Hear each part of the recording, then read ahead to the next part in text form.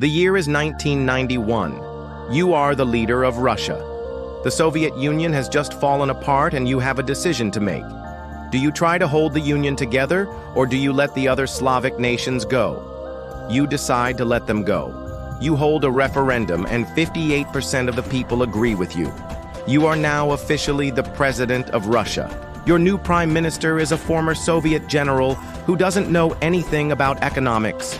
Your energy minister just defected to Ukraine and took all of the oil with him.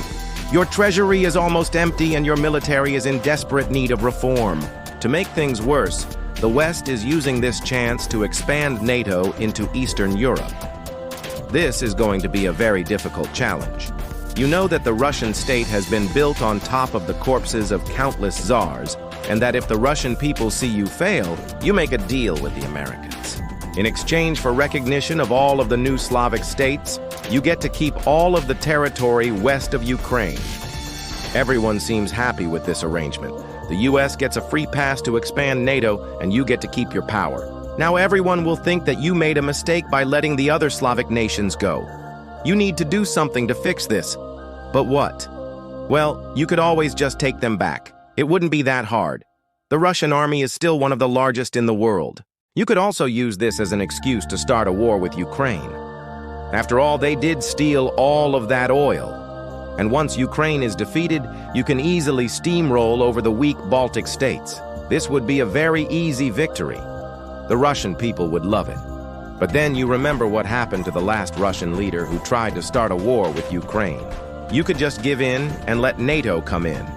This would mean giving up some land, but it would save you from a costly war and would allow you to focus on fixing the Russian economy. But this is such a stupid move that no Russian leader would ever do it. So the next time you meet with the Americans, you tell them to shove it and that Russia will never submit. You will either crush Ukraine or die trying. Now it's time to get to work. You call up all of the old KGB agents. You will need all of the money you can get if you want to win this war. Now let the sanctions come. You will show the West that even without oil, Russia will become a great power again. You will start by taking back the oil fields of the Baltic states.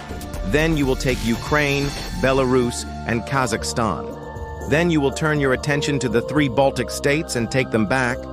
You may have lost some territory. Wait a minute.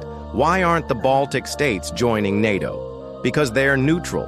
Why is Ukraine attacking me? Because I took their oil. Maybe I could have saved myself a lot of trouble if I had done that. Wait, why aren't the other Slavic states joining NATO? This isn't good. If you want more, subscribe.